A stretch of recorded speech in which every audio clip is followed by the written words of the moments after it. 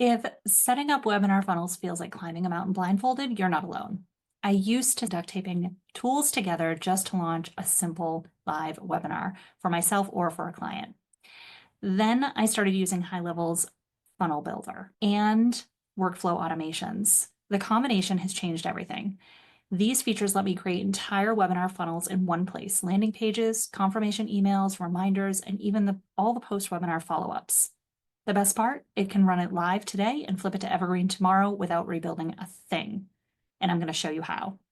Our clients have used these exact steps to save time, cut costs, and actually enjoy hosting webinars again. It's what I use every time I launch. No outside platforms other than Zoom. No tech headaches.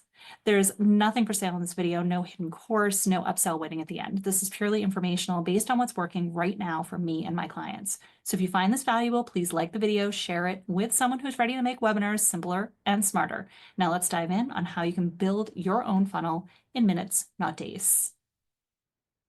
All right, so if you're not already familiar, this is GoHighLevel or GoHighLevel. It happens to be our agency account, which we call Marketecs Engine. This is actually a live webinar inside my real account, so I'm really going to walk you through exactly what I've done very recently for a webinar setup. First of all, under the main menu, we come to Sites, and the first tab we land on is called Funnels.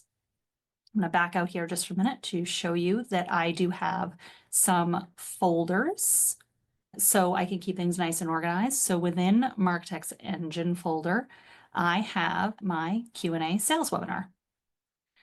So last month, I actually did this webinar live. And so I created the live registration page and webinar confirmation. Now, whatever page you put at the very top of a funnel is the page that will link out to the URL you see here. So right now, when I link out to this, it's an instant access page.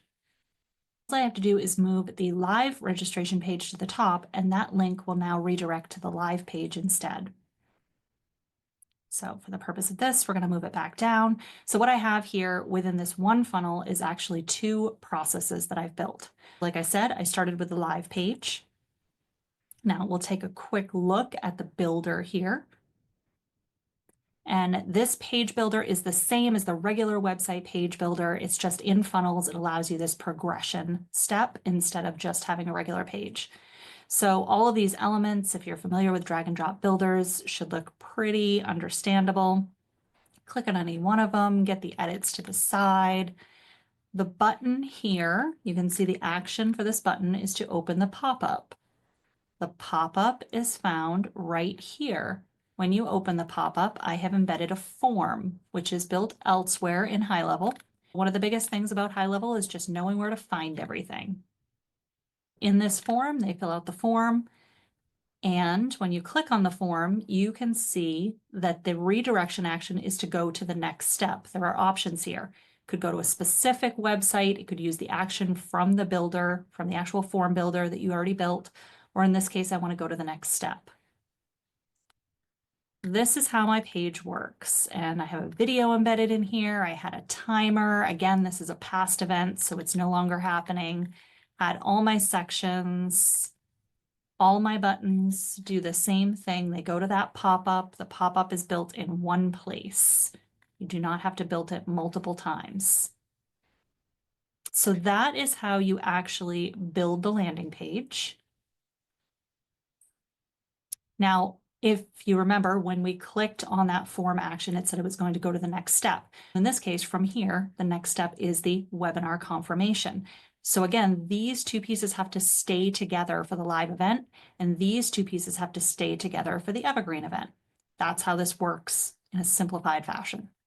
So when we click edit here, we have our confirmation page. After somebody submits their information, when they go to the next step from that pop-up, this was the page that they were going to see. It was going to give them all the information. Like I said, Zoom is probably the only thing I use outside of GoHighLevel to make these webinars work. So you put your content in there, and to add new content, there's all kinds of options over here, kind of pre-built. You just drag and drop. You can delete them if you don't want them. And that is okay that I have unsaved changes. So These pages are very similar. The only difference is that the thank you page is different and the wording on the button is different. Instead of register now, it says get instant access. But when you click on this button and look at my action, it's still going to the pop-up. The pop-up is actually the same form. I did not have to build another form for this. So I really was able to duplicate this live page, and you can clone a page very easily. So I duplicated the live page and just changed the word on the button and got rid of the timer because there's no longer a time constraint. And then for the webinar recording, instead of having the webinar details on this page, I actually uploaded the recording of the video. So here it is, instant access. This is a video they can play. Then I've got some tips here. If they want to submit a question, since they're not live, they can do so after the fact. So I did decide to add that in, but you certainly don't have to. And then I did put in my booking calendar because I figured they're sitting here, they're watching this video, they're a captive audience. Why not try to get them on the calendar? That made sense to me. But again, you don't have to do any of that. You could just slap the video on a page and be done. All right, so those are the pages and the way that you use the actual funnel to make both a live and evergreen webinar on the same topic really quickly and easily. Now, I mentioned that I also use this system for all of our automations and marketing as well. So under the automation section, we do have the actual opt-in workflow. This is the actual opt-in workflow that I used for that particular event. So they submit that form that I created, they're tagged, they're actually added as a prospect to my pipeline. Then they get the email confirmation. And I did change this out. I swapped out. I have an email that is for live and I have an email that is for evergreen. They're templates. And I simply swap them when I swap the pages. So that is one other action you have to take. The dates don't really matter because at this point they're going to skip over that when they go into the automation because it is in an evergreen format at the moment. So none of the wait before need to be updated or changed.